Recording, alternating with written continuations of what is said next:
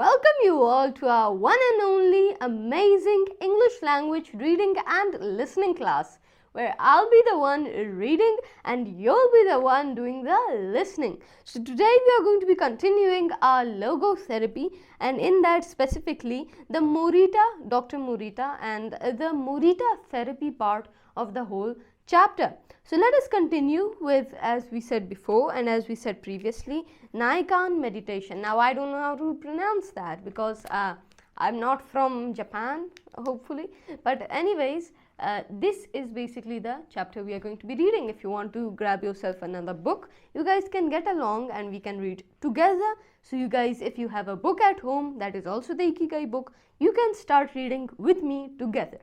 So let us start our reading. Naikan meditation. Morita was a great Zen master of Naikan introspective meditation.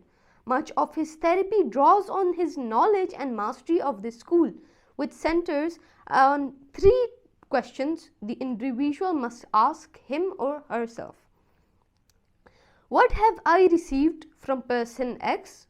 What have I given to person X? What problems have I caused person X?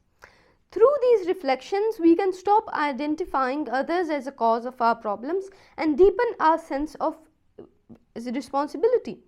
As Morita said, if you are angry and want to fight, think about it for 3 days before coming to blows. After 3 days, the intense desire will pass on its own. And now, Ikigai.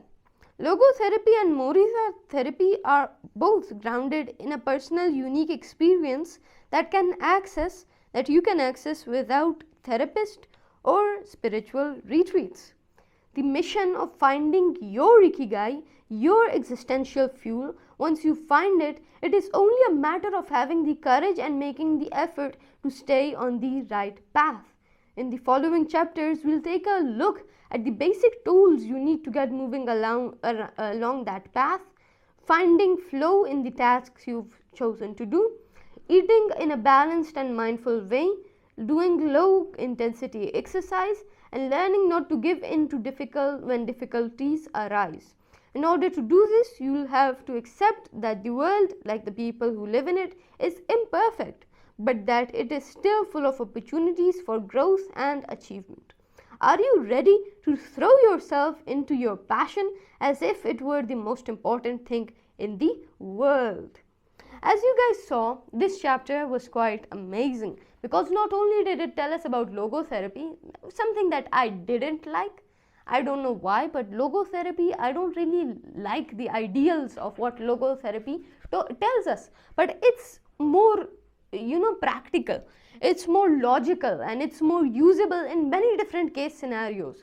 But more than that, the Morita therapy felt more personal because I've experienced a lot of things that are similar, and the deprivation of any kind of societal pressure or any kind of stress, any kind of anxiety has lots of times allowed me to feel better, to feel more enhanced, to feel more awake, to feel more alert, to feel more alive than ever before. And I believe Morita therapy would be the way for me.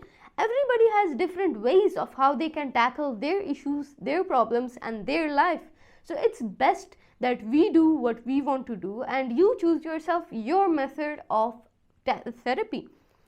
Get along, choose which type you want, and we can continue this beautiful journey onwards as we learn. And more than anything, as the book itself says, this world is full of imperfections, but in that imperfection you can always find opportunities and achievements you can tackle, and no difficulty is too big for us humans and our indomitable spirit to overcome.